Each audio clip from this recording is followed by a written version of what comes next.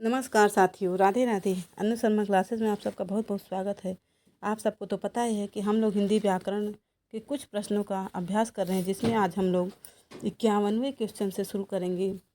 देखिए, हम लोगों ने 50 प्रश्न अगले वीडियो में मतलब पिछले वीडियो में पढ़ लिया था। अब हम लोग 51 क्वेश्चन से शुरुआत करेंगे। इसमें हम लोग पहला ही सब हमारा प्रश्न है, ले ये अभिशाप शब्द के उपसर्ग चुनिए। तो अभिशाप जो है ये शब्द का उपसर्ग क्या होगा? अब आप बताएं, क्या अति होगा, अधि होगा, आ होगा या अभि होगा? तो आप सबको पता है कि अभिशाप शब्द का अर्थ होता है अभि, है ना। तो हमारा उत्तर हो जाएगा अभि, ये वाला, है ना। अब हम लोग आते हैं 52वें नंबर पे। इसमें दुस्साहस का शब्द का उपसर्ग चुनना है। दुस्साहस का अगर हम संधि विच्छेद करेंगे तो दुस प्लस साहस, है ना, दुस्साहस। तो हमारा इसका अब आप बताएं कौन सा सही होगा? ये सही होगा कि ये कौन सा सही होगा? तो आप सबको पता है हमारा दुस ही सही होगा। यही हमारा आंसर नंबर ए हो जाएगा। अब आते हैं 53 नंबर वाले प्रश्न पर। कह रहा सजावट का प्रत्यय बताइए, है ना। उपसर्ग मतलब होता है जो हमारे शब्दों से पहले जुड़ करके उनके अर्थ में कुछ परिवर्तन करती है, और प्रत्यय का मतलब होता है जो हमारे शब्दों के बाद में जुड़े, है ना। तो उपसर्ग का मतलब क्या होता है? पहले जुड़ना, और प्रत्यय मतलब बाद में। तो सजावट का प्रत्यय बता रहा ना है हमको। तो देखिए, आब होता है, आवट होगा या आहट होगा? और आप बताएं तो क्या होगा? तो हमारा सजावट में क्या होगा बताइए? आवट। हमारा क्वेश्चन नंबर बी सही हो जाएगा। आंसर नंबर बी सही होगा, आवट, है ना। आवट सही हो जाएगा। फिर हम आते हैं प्रश्न नंबर 54 में। कह रहा है धातु में प्रत्यय जोड़ने से क्या कौन सा शब्द बनता है?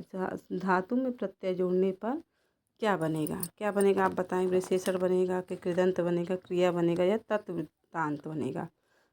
तो आप सबको पता है कि धातु में अगर हम कृदंत जोड़ देंगे, धातु में प्रत्यय जोड़ने से बने शब्द को हम लोग कृदंत कहते हैं। क्या कहते हैं? कृदंत कहते हैं। ठीक है। फिर आते हैं हम लोग अगले प्रश्न पर। तो इसमें लिखा है निम्न में से किस शब्द में का निर्माण उपसर्ग से नहीं हुआ है? क्या पूछ रहा है कि किस शब्द का निर्माण उपसर्ग से नहीं, मतलब किस में है जो पहले कुछ भी नहीं जुड़ा हुआ है? तो अवसाद में, उन्नति में, सज्जन में या प्रहार में? तो हमारा इसमें सब में कुछ न कुछ जुड़ा है ना। तो इसमें एक आंसर और होना चाहिए था, उपरयुक्त सभी। इसमें सब में जुड़ा हुआ है कुछ न कुछ, है ना। अव प्लस साद, उन प्लस नति, उत प्लस नति उन्नति हो जाता है। सत प्लस जन सज्जन, प्र प्लस हार प्रहार। तो इसमें सब में है, तो हमारा इसमें सभी आंसर हमारे सही है। ठीक है दोस्तों। अब आते हैं हम लोग इसमें कि कौन सा प्रत्यय युक्त शब्द नहीं है, है ना। तो बोली, भाषा, पिपासा या फिर अंकुर? बताइए कौन सा नहीं है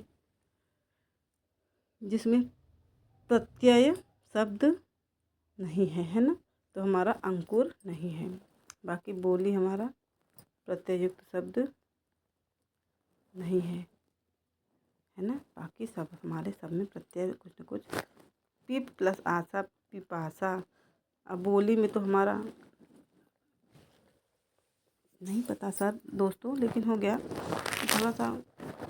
फिर आते हैं निम्नलिखित में से प्रत्यय युक्त शब्द नहीं है ना। प्रत्यय युक्त शब्द कौन सा नहीं है इसमें पूछ रहा है। तो सादर, सावधान, स्वभाव या फिर समझदार?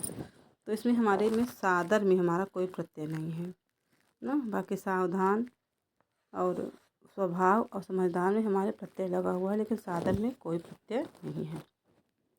एक उपसर्ग के प्रयोग से क्या बना हुआ है बताइए? एक उपसर्ग के प्रयोग से।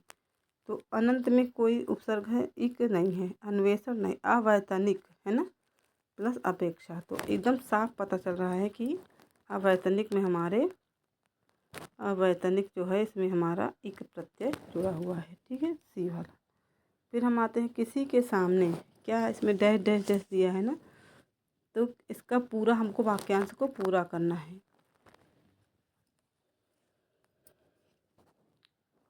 हाथ फैलाना, अंगारों पर पैर रखना, है ना। या फिर दो ऑप्शन और नीचे हैं, नाक को चने चबाना, नाक को चनी चबाना या फिर पत्थर पर की लकीर खींचना। तो आप सबको पता है कि हमारा आंसर हो जाएगा किसी के सामने हाथ फैलाने की मेरी आदत नहीं है, ऐसा होगा, है ना। तो हमारा आंसर ए सही हो जाएगा। फिर आते हैं वाक्य में प्रयुक्त शब्द को क्या कहते हैं। जब वाक्य में कोई शब्द प्रयुक्त होता है तो उसे हम लोग क्या कहते हैं, बताइए क्या कहते हैं। लिपि कहते हैं, पद कहते हैं, शब्दांश कहते हैं या भाषा कहते हैं। जब किसी वाक्य में कोई शब्द प्रयुक्त होता है तो उसे हम लोग पद कहते हैं। क्या कहते हैं, पद कहते हैं। ठीक है दोस्तों। फिर आता है हमारा कोई बोली सुन लेगा। बोलो कोई सुन लेगा। क्या कह रहा है, आगे लिखा है डैश डैश डैश, फिर कह रहा है बोलो कोई सुन लेगा। तो क्या बोलने को कह रहे हैं, अब आप ही बताइए। जब अपन किसी से कहेंगे कि धीरे बोलो, क्या कहते हैं, धीरे बोलो नहीं तो कोई सुन लेगा। तो यहाँ पे हमारा आंसर हो जाएगा ये धीरे, है ना। इसका वाक्य को पूरा करेगा धीरे, है ना। फिर वाक्य में शब्दों का क्रम निर्धारित होता है। कैसे निर्धारित होता है शब्दों का क्रम, बताइए।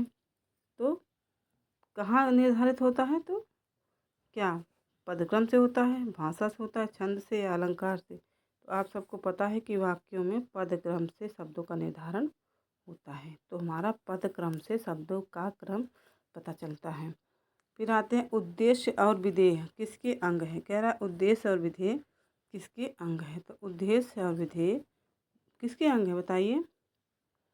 उद्देश्य और विधेय वाक्य के अंग है। तो हमारा आंसर सही हो जाएगा वाक्य, है ना। उद्देश्य और विधेय वाक्य के अंग है। नेक्स्ट हम अगले वीडियो में पढ़ेंगे। तब तक के लिए राधे राधे दोस्तों। और हाँ, आपको हमारा प्रयास कैसा लगा कृपया आप कमेंट में ज़रूर बताएं। और आप हमारे चैनल को अगर आपको अच्छा लगे तो लाइक करें, सब्सक्राइब करें, शेयर करें। राधे राधे दोस्तों। Have a good day.